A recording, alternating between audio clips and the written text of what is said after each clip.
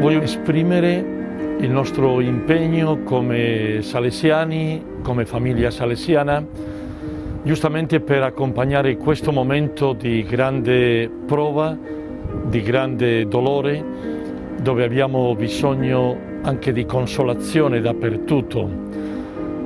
Voglio invitare veramente alla grande responsabilità come onesti cittadini, veramente nell'essere i primi nelle nostre presenze, a rispettare e accettare quello che ci dicono le nostre autorità.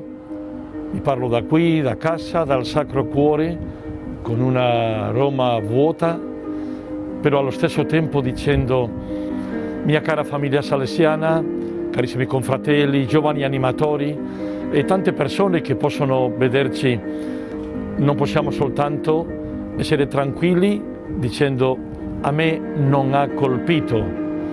E qui dove sono contento prima di vedere tantissime iniziative nel mondo salesiano per dire come possiamo arrivare di un altro modo a tanti giovani, a tanti ragazzi, a tante famiglie, a tanti che veramente sono stati colpiti. E secondo, cosa possiamo fare adesso e cosa possiamo fare pensando nel dopo, perché tutti gli esperti ci dicono che sarà sicuramente più difficile. È stato in movimento già una raccolta di aiuto, ci sono tante risposte generose e dobbiamo continuare per avere questa opportunità di arrivare a quelli che veramente vivono con più grande difficoltà.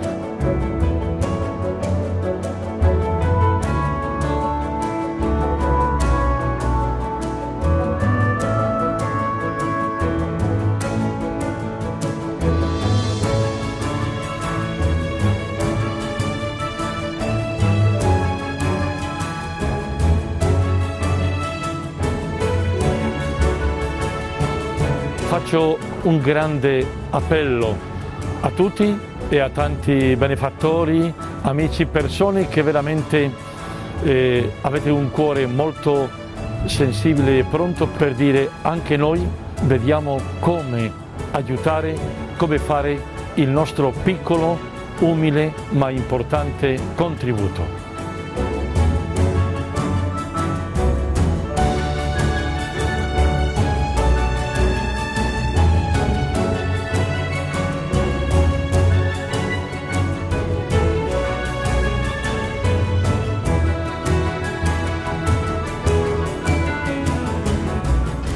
E vi invito, carissimi amici e amiche, a pregare.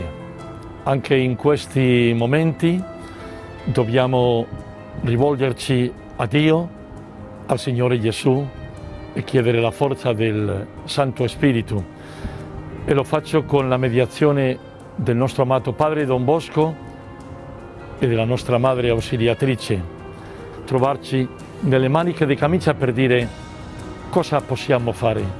Come ci mettiamo insieme a cercare una risposta, un aiuto, una iniziativa, qualche cosa che permetta di concretizzare quello che portiamo nel cuore.